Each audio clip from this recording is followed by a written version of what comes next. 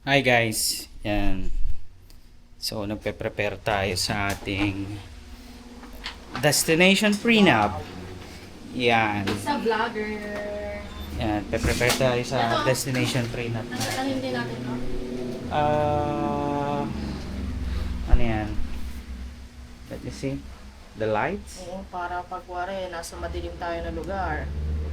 Pwede naman. Pero meron akong ilaw, kompleto. Okay. Yan, okay. So, pe-prepare natin yung gamit na dadalhin para sa ating destination prenup. So, papakita ko sa inyo yung mga gagamitin ko sa ating magiging prenup. Okay, setup ko lang Bye. Yan guys, yun, setup natin yung case natin. Yan, so re-ready natin yung mga dadalhin. Ano yan? Do you have the electrical tape? Electrical, do you have? Wala. Yan, prepare natin mga gamit. So, double check natin yung mga dadalhin. Yan, syempre mga power bank. Yan. Ito NPF 960, 750. Yan, yan yung gamit ko. Yan.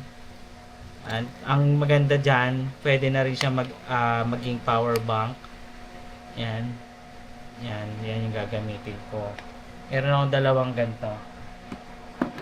Tapos ilaw, yan, ilaw para sa mga indoor shoot, yan, ilaw, yan, ayan, kompleto.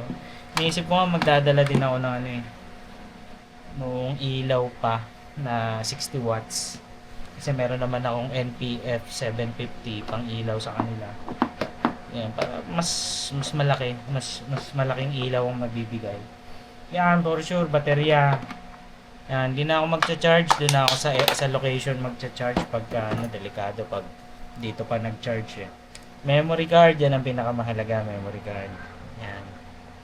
Kasi yan, memory card. So dito yan. Hindi ko na ilalabas yung mga gamit kasi baka makalimutan. So pakita ko na lang sa inyo. Yan. Yan, pakita ko sa inyo yung mga gamit ko. Okay. Yan, ito yung gagamitin ko sa photo. Yan, A7 III tsaka 85mm. Yan. Mostly portrait ang gagawin natin sa photo. Then for creative shots, siguro yung 20, mga creative, mga close-up shots yan, creative close-up. Yan, tapos itong isa, A7 III din yan for video. Kasi photo and video gagawin ko. Yan, 50mm pang video yan, pang video gagamitin ko diyan. Tapos 35, ito 35mm to. Ang gagawin ko yan for creative shots din na medyo portrait siya.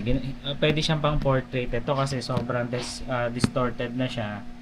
Kaya hindi siya ginagamit pang portrait dahil madi-distort yung mukha ng couple. Unlike yung 35, pwede mo siyang gamitin sa portrait wide, pang portrait wide. Yan, tapos yung audio hindi ko naalisin kasi luluwag yung, kumbaga yung pagkamada ng mga gamit is magbabago, baka masira pa. Yan, charger.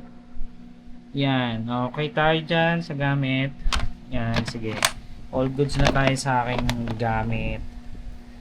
Ang next natin is gimbal. Yung gimbal ko, yan, gimbal. Sarado na natin to. Baka, teka, mahirap na, makalimot pa tayo, diba? Oh no, hindi ko sarado.